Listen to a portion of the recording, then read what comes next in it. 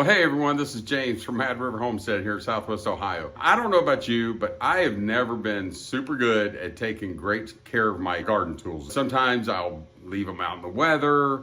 I don't put them away where they're supposed to go. No matter what you do, at the end of your gardening season, they're always going to be in worse shape than they were at the beginning.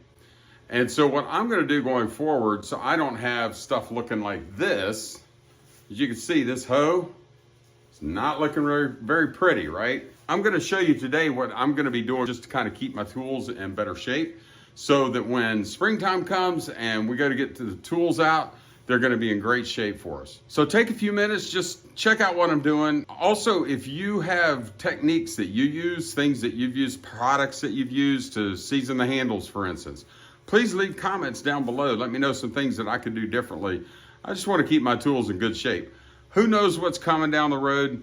There might be a time when you might not be able to just go down to Lowe's and pick up a tool. So I want to make sure that these tools are going to last me for many, many years. I started out working on the metal part of the hoe with a wire brush.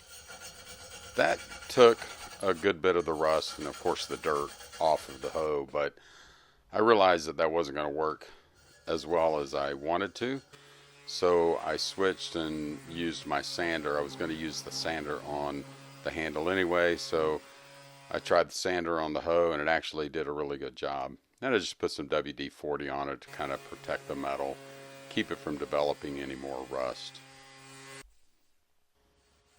Next I got to work sanding the handle of the hoe.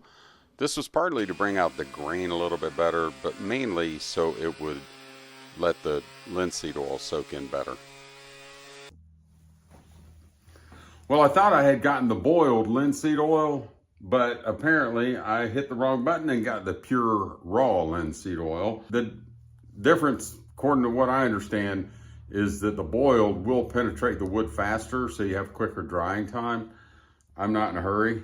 It is the dead of winter, so I'm not going to be using this hoe for quite a while, so I'm going to go ahead and use this. Linseed oil acts as a protective layer that allows the wood to breathe, and at the same time it brings out the grain of the wood very well. Lastly, I used my bench grinder to put a nice edge on the hoe, and then finished up by using a file just to kind of smooth out the little burrs.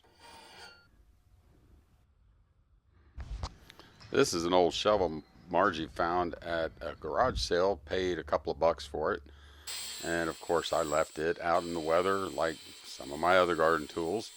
And so I went to work trying to make it a little bit better as well.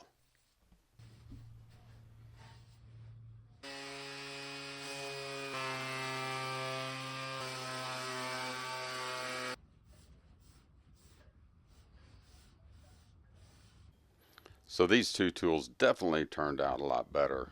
Now I've got more work ahead of me. Well, I hope this video has been helpful in some way. Maybe you're saying to yourself, hey, I should keep my tools in better shape. I'm going to get mine cleaned up and oil the handles so they last for a long, long time. I don't know, maybe we'll always be able to run down to Lowe's and get our tools, but I wouldn't be surprised at some point if we're not able to do that so much. And it's good to keep those tools in good shape and make them last as long as possible. Maybe it's just a matter of not leaving them where you finish using them. I'm guilty of that myself. Maybe it's putting them in a spot where they're not going to be exposed to the weather when you're finished. But either way, hopefully it's been helpful. I hope you'll leave a comment down below if something struck a nerve with you. And of course, like I said in the beginning, if you've got techniques and things that you use for your own tools, please share that. Anyway, thank you so much for watching the video, and God bless you and your family.